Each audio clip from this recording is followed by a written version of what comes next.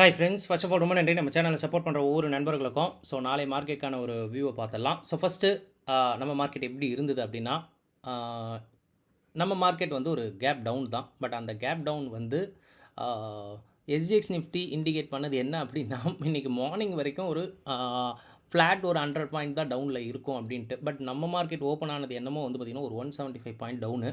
அதுக்கப்புறம் மார்க்கெட் வந்து நிற்கலை, அது உண்மை தான். ஓகேங்களா? ஸோ அதுக்கப்புறம் ஃபர்தராக வந்து பார்த்திங்கன்னா மார்க்கெட் வந்து ஸ்லைட்டாக அங்கேருந்து இறங்கின இடத்துலேருந்து ஒரு 100 பாயிண்ட் மேக்ஸிமம் வந்து ஒரு லோ போச்சு. மார்க்கெட் இறங்கும்போது கிட்டத்தட்ட வந்து பார்த்திங்கன்னா நியர்லி 1% வந்து பார்த்திங்கன்னா மார்க்கெட் வந்து இன்றைக்கி டவுன் ஆகி முடிஞ்சுது. டியூ டு நேற்று யூஎஸ் மார்க்கெட் வந்து பார்த்திங்கன்னா அங்கே ஒரு 2% அளவு நல்லாவே விழுந்திருந்ததுன்னு சொல்லலாம். ஸோ ஐடி ஸ்டாக் எல்லாம் நல்லாவே ஃபாலாக இருந்தது இந்த ஃபாலில். நாளைக்கு மார்க்கெட் எப்படி இருக்கும் அப்படின்றது ஆஸ் பர் நிஃப்டி ஸ்டாடல் ஒரு 200 பாயிண்ட் இருக்குது, சென்செக்ஸ்க்கு ஒரு 480 பாயிண்ட் இருக்குது. நாளைக்கு சென்செக்ஸ் எக்ஸ்பைரி 480 பாயிண்ட் போதுமா அப்படின்னு கேட்டிங்கன்னா என்னை பொறுத்த வரையும் போதாது. இது வந்து நியர்லி வந்து பார்த்தீங்க அப்படின்னா 0.6% தான், ஒன்றுமே கிடையாது. 480 பாயிண்ட் அப்படின்றது எப்படி நாளைக்கு மேனேஜ் பண்ண போகிறாங்க அப்படின்றது வந்து தெரியலை. அண்ட் ஷார்ட் ரேஞ்சாக தான் நாளைக்கு எக்ஸ்பெக்டட் பண்ணுறாங்க அப்படின்றது இது மூலமாக தெரியுது.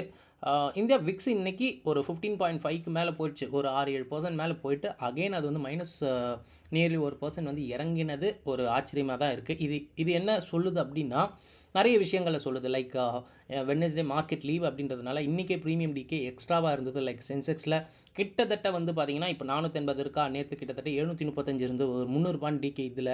ஸோ நிஃப்டியில் கிட்டத்தட்ட வந்து பார்த்திங்கன்னா 285 பாயிண்ட் இருந்தது, அதில் 85 பாயிண்ட் டிராஸ்டிக்காக டவுனு. ஏன்னா அது வந்து பார்த்திங்கன்னா அந்த ஹாலிடேவை ஃபேஸ் பண்ணுது அப்படின்றதுனால. இந்த மாதிரி விஷயங்கள் மார்க்கெட்டில் இன்றைக்கி இருந்ததை பார்க்க முடியுது. நாளைக்கு ஒரு ஷார்ட் ரேஞ்ச் தான் எக்ஸ்பெக்ட் பண்ணப்படுது. ஐவி என்ன சொன்னதோ ஒரு flat to slight upside market இருக்கும் அப்படின்னு சொல்லுது. மார்க்கெட் ஃபர்தராக கீழே விழும்போது அது மார்க்கெட் இன்னும் பயத்தோடு உட்போடும்.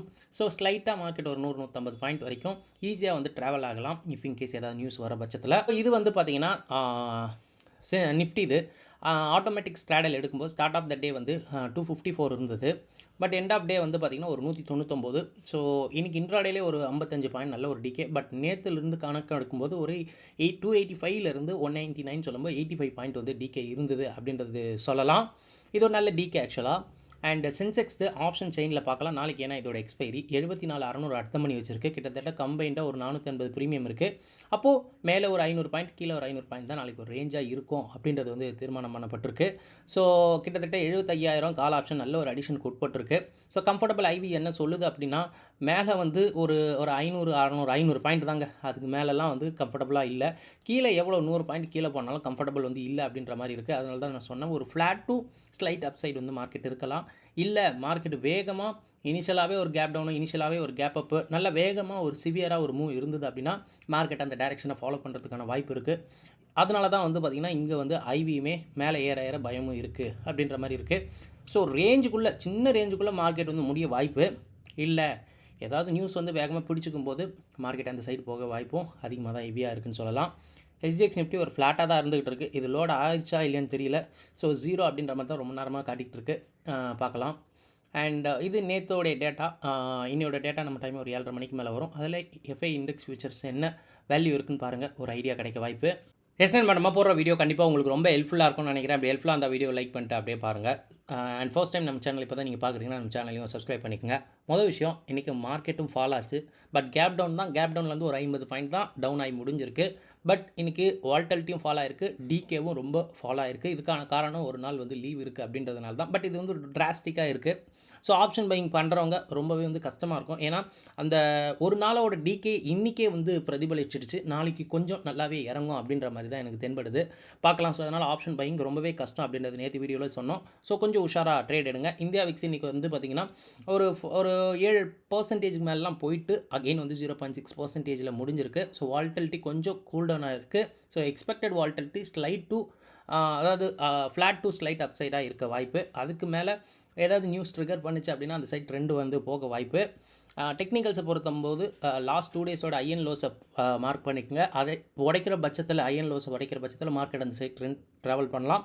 கூடவே பிபி டைனமிக்கோட சப்போர்ட் ரெசிஸ்டன்ஸை யூஸ் பண்ணிக்கோங்க. அண்ட் டேட்டா ஃபார் ஆப்ஷன் ட்ரேடர்ஸ்க்கு இது ஃபெப் மந்தோட கான்ட்ராக்ட் தான். நிஃப்டியில் வந்து ஏறி இருக்குது. பட் இந்த விஷயம் வந்து பார்த்திங்கன்னா பெருசாக வந்து ஹெல்ப்ஃபுல் ஆகாது.